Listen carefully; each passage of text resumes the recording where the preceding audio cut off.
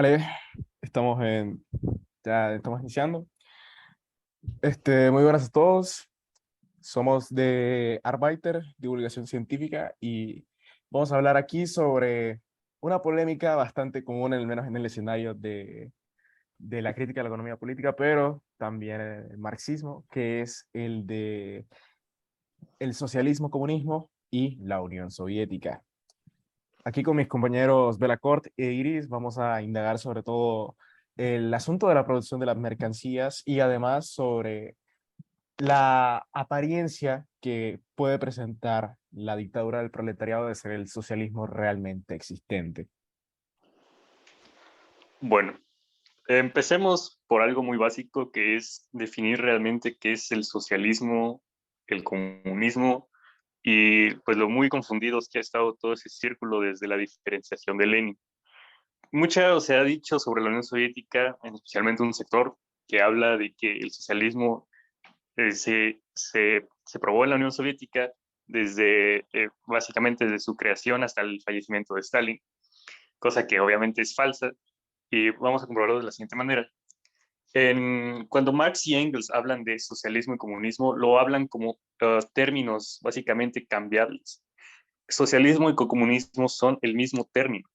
El punto es que la diferenciación de Lenin o la diferenciación que Lenin interpreta de estos dos términos es la que más famosa se ha hecho dentro del socialismo, que habla de que primero es una fase del socialismo y después es una fase del comunismo, cosa que no existe y cosa que después los consejistas intentarían aprobar de que hay una fase inferior del socialismo y una fase superior, que también se desmentiría después por el profesor Chado Paiday, que falleció hace unos días.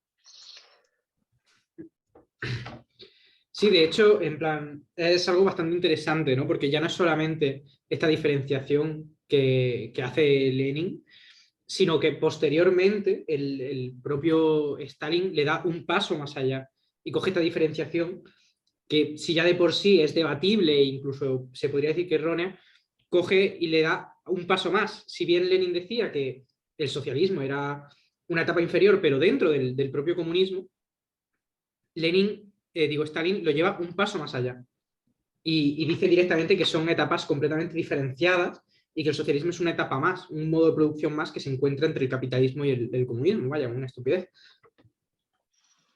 Claro, y sin olvidar que Stalin también es el mismo que, bueno, en las habla de que el socialismo se puede decir una dictadura del proletariado. Y habla totalmente, y cito, en Polonia no existe la dictadura del proletariado y no la necesitáis.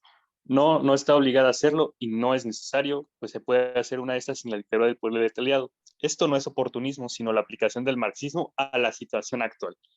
Y a Tito le escribe que en nuestros días el socialismo es inclusive bajo la monarquía inglesa. La revolución no es ya necesaria en todas partes y el socialismo es posible bajo un rey inglés. Y bueno, este libro es del diario del Dimitrov. No podría darles exactamente las páginas, pero claramente pues, pueden buscarlo en el diario de Dimitrov. Está en PDF en la página 165. Bueno, si encontré la página 166. Ahí lo dice explícitamente.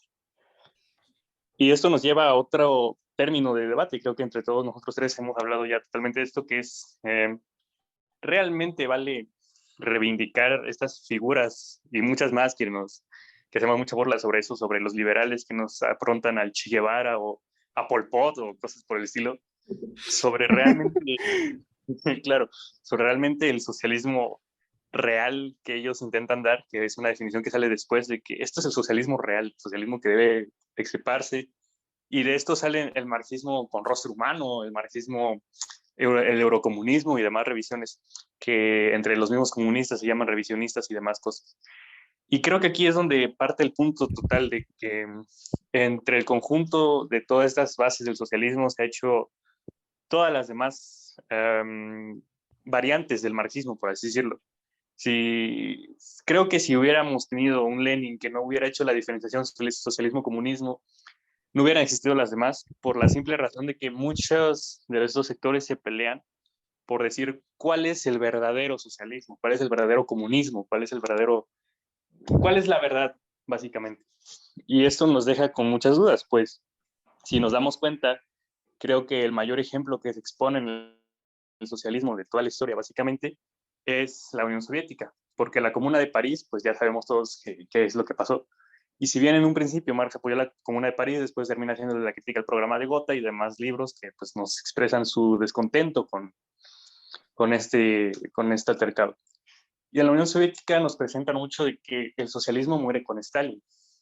Pero si nos vamos a las bases totales del socialismo, nos damos cuenta que la Unión Soviética en ningún momento fue socialista, Ni tuvo ni capitalista, digo, ni capitalista, ni comunista, vaya. O sea, ni siquiera bajo los términos de Lenin fue algo por el estilo. Y aquí nos damos cuenta sobre un gran problema que tenemos, bueno, que tiene todo el marxismo en su base. Pero ya no solamente que no fuese, que no llegase a ese socialismo, ese comunismo, sino que ni siquiera tuvo la oportunidad de serlo si nos vamos a las bases. Eh, si nos vamos directamente a Lenin, si nos vamos incluso al Stalin temprano, no al Stalin de luego, de ya cuando a partir de 1936 e incluso un poquito antes se empieza a ir un poquito la cabeza, empieza a decir estas locuras que tuvimos citado, ¿no? De comunismo bajo la monarquía inglesa, Monarquía. que es, vaya, una estupidez, pero si nos vamos a los términos de antes de ese giro al reformismo completamente de Stalin, nos damos cuenta de que ellos mismos te lo decían. Y Stalin y Lenin tienen textos de antes de... Bueno, Lenin no tuvo esta deriva, pero Stalin tiene textos de antes de esta deriva diciendo precisamente esto, que la URSS no es socialista ni mucho menos comunista, sino que simplemente es una dictadura del proletariado. De hecho, incluso Lenin dice que a no ser que llegue pronto la Revolución Internacional, que están condenados.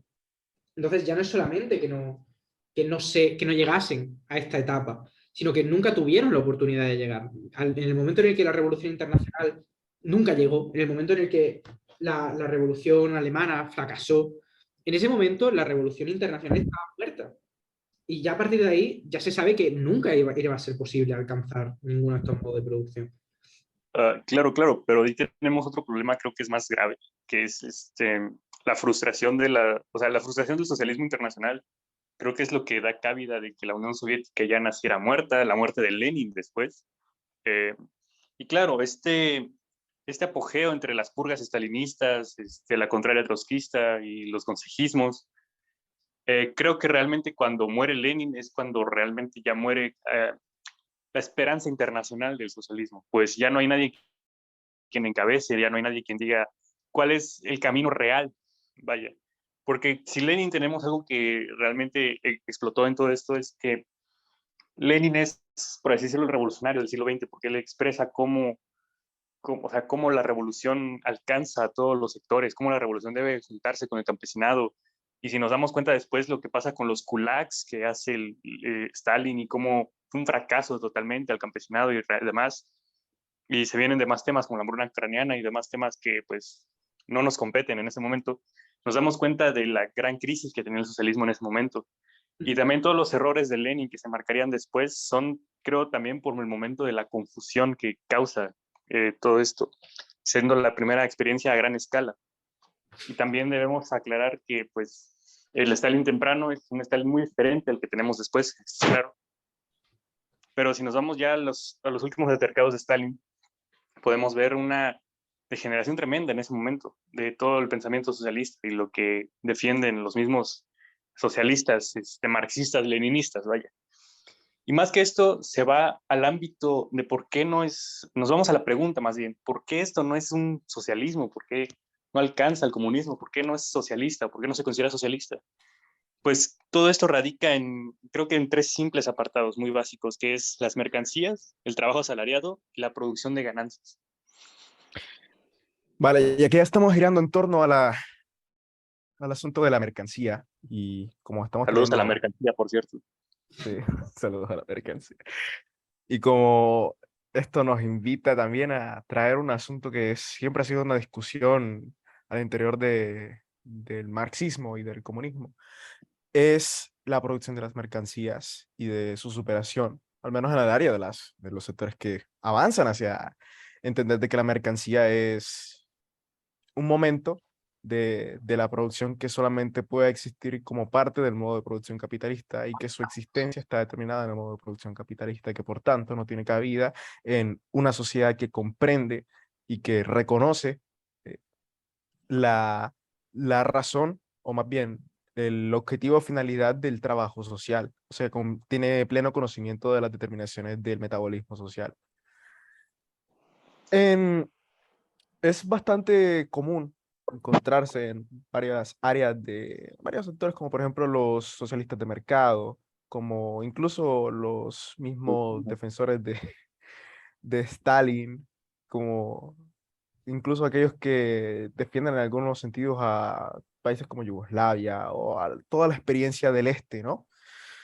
Siempre cuando se habla del socialismo realmente existente, se asume de que es el socialismo realizado no por la manera en la que se organiza la producción, sino por la toma del poder en sí misma.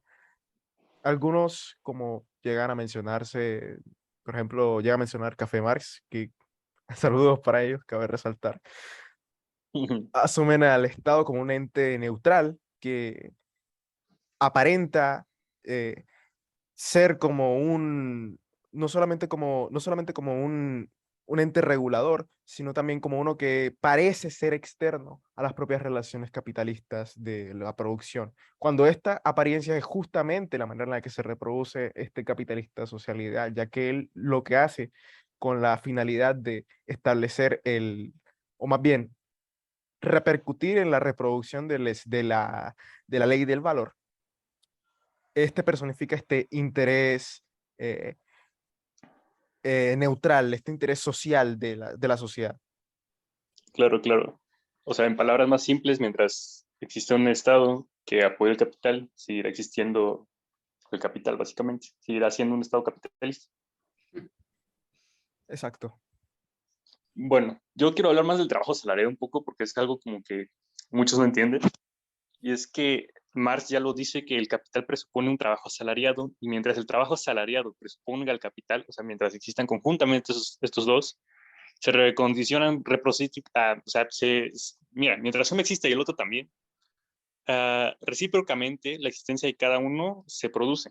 O sea, mientras existan los dos, seguirá habiendo capital y mientras exista capitalismo, pues claramente no va a existir socialismo. Creo que eso es es que esta suena muy tonto explicarlo de esta manera, pero o sea, es algo que muchas veces no se entiende o muchas veces no quiere dar a entender o muchas veces la otra parte no quiere entender. Mientras haya capitalismo, o sea, digo, mientras haya capital, trabajo asalariado, trabajo para ganancia y demás cosas, no va a existir un socialismo real como lo pintan, o no va a existir el socialismo, básicamente. Y esto es algo que muchas veces provoca un choque por lo que muchos pensamos, vaya, de que es que hubo expropiaciones, es que propiedad pública, y es como la propiedad pública solo es otra forma de la propiedad privada. Solo, o sea, el cambiar de dueño legal, una propiedad no cambia su estilo del capital, básicamente. Y es lo mismo que se menciona muchas veces de que tal estado es socialista porque expropia o tal estado es socialista porque hace esto.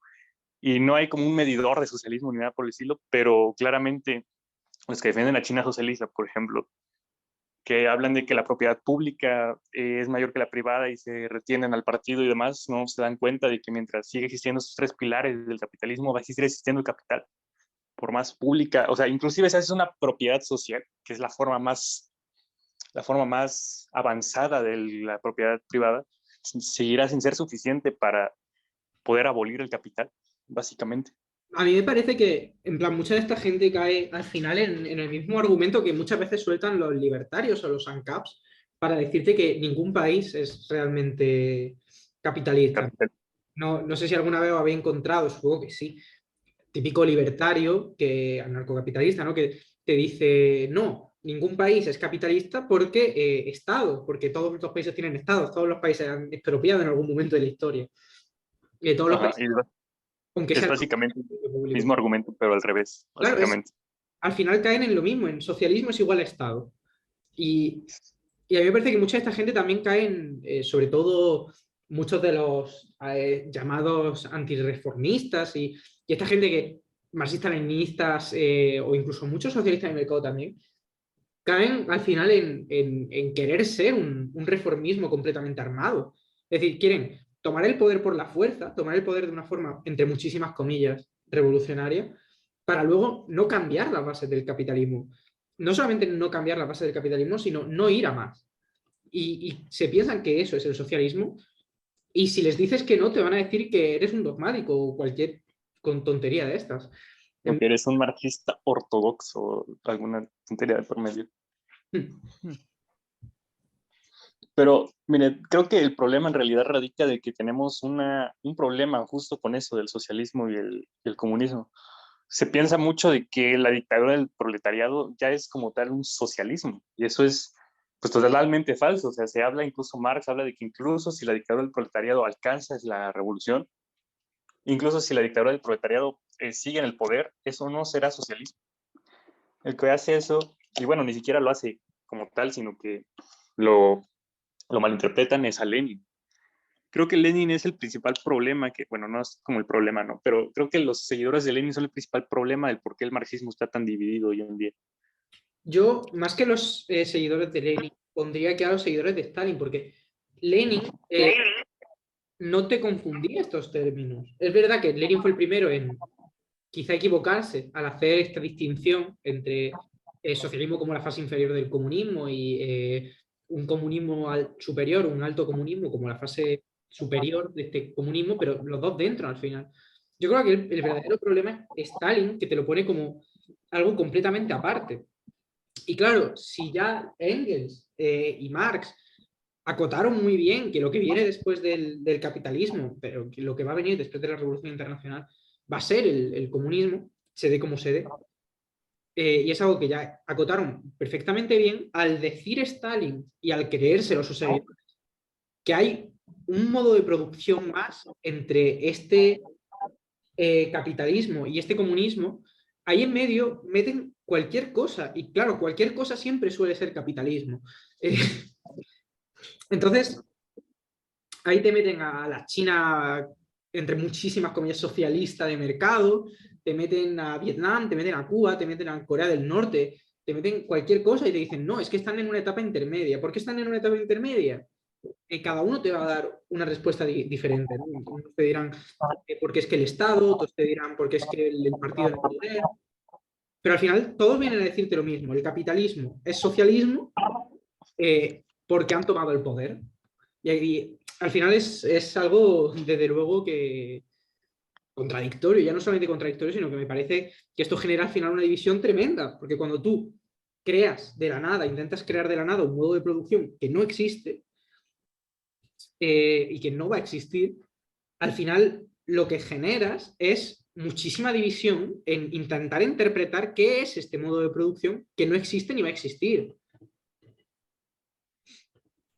Porque son capitalistas, entre otras. Claro, claro, claro. O sea, ya entiendo. O sea, por ejemplo, los seguidores de la China socialista y demás países socialistas. Yo siento que eso es una medida ya, o sea, desesperada por intentar rescatar la social. O sea, yo digo, las sociedades o, bueno, los países que hicieron sus revoluciones dentro del siglo XX y que no estuvieron abrumados por la caída de la Unión Soviética. Más que nada porque si te das cuenta, o sea, realmente, si le preguntas, como tú dijiste, te van a dar respuestas muy diferentes, pero todo radica en el mismo punto, que es de que está en fase del socialismo porque todavía siguen siendo mercancías, la. Incluso hay alguna persona que dijo, no recuerdo, lo citó Juan Lamela, que igual saludos, si lo ve, que es que él decía que gracias a Stalin el socialismo se podía hacer con mercancías y era como, oh, ok, ¿en serio? Entonces, siento que lo que nos compete aquí es de que creo que lo más que se tiene que quedar grabado aquí es de que en el socialismo no existen mercancías, así de fácil, no existe el valor, se abole el valor, no existen las mercancías, no existe el dinero, no existe nada de eso, o sea, nada de lo que conocemos actualmente como los medios de intercambio, nada de eso existirá en eso, básicamente. Pero para poder decir eso, primero tendríamos que explicar por qué y cuál es la cualidad del valor que la hace ser sujeto específico dentro de la sociedad capitalista, ¿no creen? Claro, podrías ayudarnos en ese tema, claro. Vale. Este, para poder explicar eso, lo primero, lo más importante es bueno, saltándonos una enorme explicación eh, sobre cómo la manera en la actividad se organiza. La sociedad capitalista, a diferencia de anteriores modos de producción que se organizaban a través de una actividad directamente social porque no se mediaba un cambio entre los valores de uso y por tanto también eran relaciones de dependencia personal porque los sujetos estaban en una relación de subordinación inmediata al momento en el que su voluntad y su conciencia estaba siendo dirigida por otra persona o por una organización o por un lazo familiar o por cualquier forma de relación eh, directa que ocurra dentro de la sociedad, ¿no? El modo de producción capitalista rompe con esto para avanzar hacia la conformación de seres que se reconocen como abstractamente libres, como sujetos que no dependen de lazos de dependencia como la relación de amo y esclavo o la relación de tribal o del feudo entre señores, nobles y campesinos.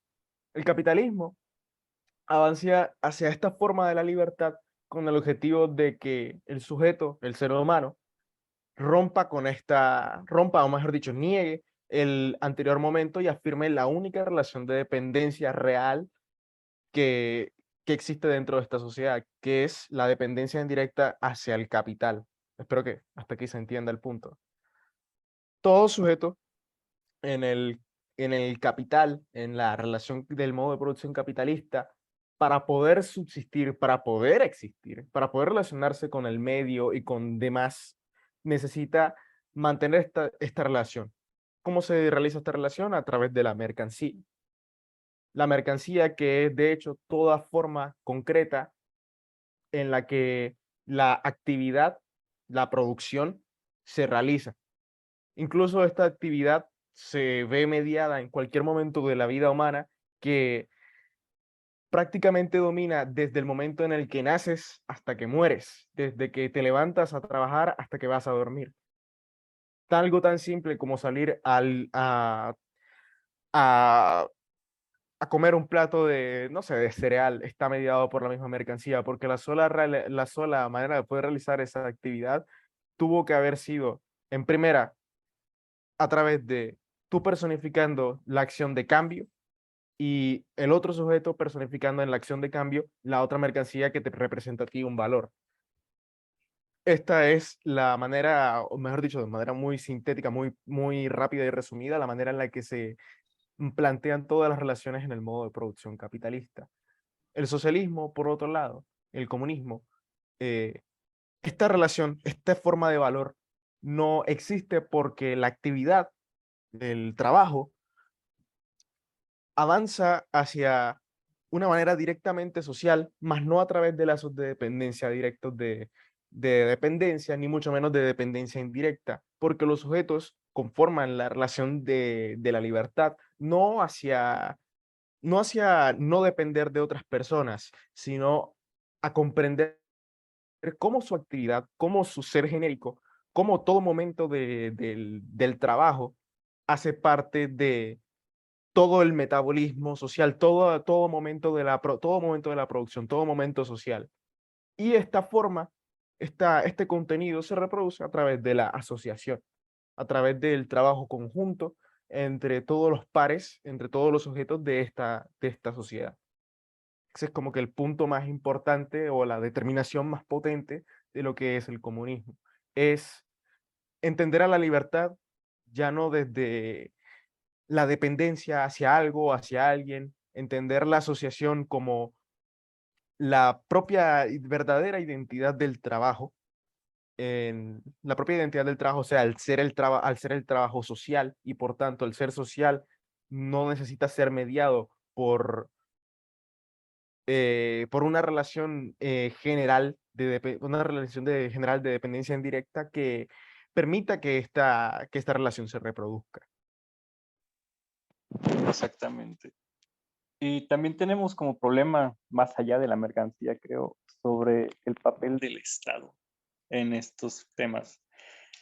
Y básicamente es como, o sea, creo yo, o quiero imaginar que la gente que defiende esas cosas, como por ejemplo lo de China o cosas por ese estilo, que de hecho los prochinos inventaron algo nuevo, que es que Mao refuta, ojo, Mao refuta, ¿cómo se llama? La dictadura del proletariado con su concepto de dictadura democrática popular. Básicamente lo que quiere hacer el PCCH es eso. Bueno, básicamente como se formó el PCCH fue así. Y creo que tenemos un problema mucho que es cuando nos dan la palabra de Partido Comunista, pensamos mucho en eso, de que si el gobierno del Partido Comunista, el país es automáticamente socialista y demás. Eh, Creo yo que esto ya lo explicaba muy bien Rosa Luxemburgo, que decía que si entraba un funcionario, un funcionario socialista a la Cámara del Estado burgués, ese tipo no hacía al Estado socialista, solo era otro diputado más. Creo que eso lo explica muy bien de que es que siento que ya es como muy obvio explicar eso, pero mientras el Partido Comunista gobierna el país y sigan existiendo todos los puntos anteriores, mercancía, trabajo social y demás, no habrá socialismo y también otra cosa, en el socialismo ya no habrá Estado. O sea, que no los engañen, en el socialismo no hay Estado, no hay mercancías, no hay abusos de poder, no hay No nada hay de eso. no hay ninguna forma concreta del capital, para ser Exacto. Exactamente. De sí, para hecho, ser más sintético. lo que habéis hablado, bueno, lo que has hablado un poquito del el intento, entre muchísimas comillas, de Mao, entre muchísimas comillas de nuevo, refutar la dictadura del proletariado, cambiarlo por la dictadura democrática popular. Al final, esto es algo que ya estuve hablando, ¿no? Con otros camaradas en la organización donde yo milito. Y es que cuando realmente te das cuenta de lo que te está diciendo y te das cuenta de que al final la democracia, por más popular que le pongas, por más banderitas rojas que le metas, sigue siendo democracia. Y democracia al final significa capitalismo. Es decir, no hay más. Entonces, cuando te das cuenta de estas cosas y te das cuenta de que realmente lo que Mao te estaba diciendo es no es necesaria la dictadura del proletariado, buscamos una democracia. Al final, lo que te estaban diciendo no se diferencia tanto de la cita esta de Stalin que todos espero que hayamos alzado las manos y llevárnosla a la cabeza y decir, ¿cómo cojones Stalin ha podido decir esto cuando decíamos que Stalin defendió que se podía llegar al socialismo incluso bajo un rey inglés? ¿No? Al final no se diferencia tanto. Decir que el socialismo se puede llegar manteniendo la democracia, manteniendo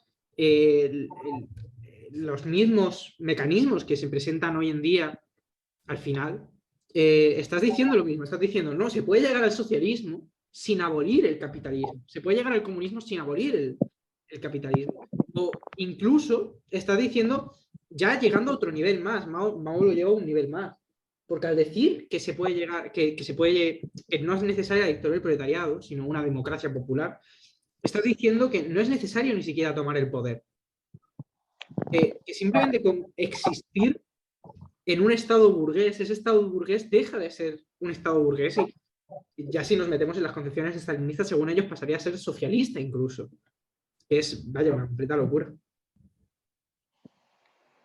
Claro, claro. Y siento que la palabra socialismo en realidad depende también mucho, o bueno, ¿cómo decirlo? Se malgasta mucho en diferentes sentidos, dependiendo a quién le toque explicarlo. Por ejemplo, a un marxista-leninista le dice socialismo y va a pensar, no sé, no sé, en la Unión Soviética, por ejemplo. El punto más esquizofrénico de todo eso. No sé, a un trotskista le explicas qué es el socialismo, te va a decir todo aquello que no tenga un problema social, con un Estado que no sea fuerte, y luego les enseñas cuando Trotsky defendía férreamente esto, y pues bueno, o si lo hablas con un libertario, por ejemplo, te va a dar otra definición totalmente diferente de socialismo. Creo que por eso es importante el llamamiento de regresar a lo que Marx decía, básicamente. Volver a Marx, sí. Volver a Marx, claro. Y dejar atrás todas esas ideologías que nacieron incluso del siglo XX, que, o sea, cuando empezaron a juntar el psicoanálisis con el marxismo, o cuando vino Jean Paul Sartre de Baviera a utilizar, hacer nuevos movimientos con tácticas marxistas o demás colores. el marxismo de rostro humano y todo lo que nació en Francia, que por cierto, no todo lo que nace en Francia está podrido, ¿cierto? Y bueno, entonces, creo que creo que la principal cosa que podría decir es que hay que regresar a Marx y dejar de lado todas las definiciones mal planteadas del socialismo que ha dejado tanto el marxismo, tanto personajes que han sido el marxismo y bueno, también pues los personajes que nos encontramos a diario que hablan sobre marxismo. Un saludo a Roberto Vaquero. Y bueno, eso es todo por mi parte. Sí, hombre, desde luego es algo que debemos de tener muy claro, ¿no? Y al final a mí me parece que es la lección principal que debemos de sacar de esto, y es que hay que volver a las concepciones que se tenían anteriormente. Ha quedado claro, la historia ha dejado bien claro que esta diferenciación fue un error. Que no solamente que fuese un error por el simple hecho de que es un error teórico, de que no tenemos pruebas, por más que queramos, no podemos encontrar una prueba real de que el comunismo va a tener una fase inferior, una fase superior. Sí que es cierto que el capitalismo sí que ha tenido estas fases, sí que es cierto de que los modos de producción anteriores han tenido estas fases, pero nada nos asegura que dentro del comunismo vaya a tener una fase inferior o una fase superior. Pero ya no solamente es eso, ya es ascendiendo por encima de eso, nos ha dejado claro que decir que esta fase existe ha llevado al final a una dualidad entre socialismo y comunismo que ha llevado a innumerables, incontables prácticamente divisiones del movimiento obrero. Primero fueron la oposición de izquierda, la oposición de derecha y Stalin diciéndose a él mismo que era el centro, por más que fuese realmente más a la derecha que nadie, pero bueno. Primero fueron estos, luego se volvieron a dividir y luego otra vez y luego otra vez y luego otra vez hasta tener a los 150 millones de grupúsculos que se dicen a ellos mismos marxistas, hoy en día purulando por el movimiento obrero, que al final lo único que hacen es debilitar a este. Ha demostrado no ser una medida eficaz. Por algo que realmente era tan fácil como no tener que separar socialismo y comunismo, que es lo que no hicieron. Es lo que hicieron Marx y Engels, no separar socialismo y comunismo, porque son la misma cosa, no sabemos. Cuando llegue el comunismo no sabemos cómo se nos va a presentar. Es desde luego contradictorio tratar de presentarlo como algo que se puede dividir así como así. Vale, yo creo que fue bastante bien para hacer un inicio de programa. Así que, pues nada, conclusiones. Que hay que volver a Marx. Y pues no mucho más realmente. Sí, básicamente hay que volver a Marx. Vale, entonces, creo que va a ser un primer capítulo de esto. Así que, nada, hay que seguir con esto.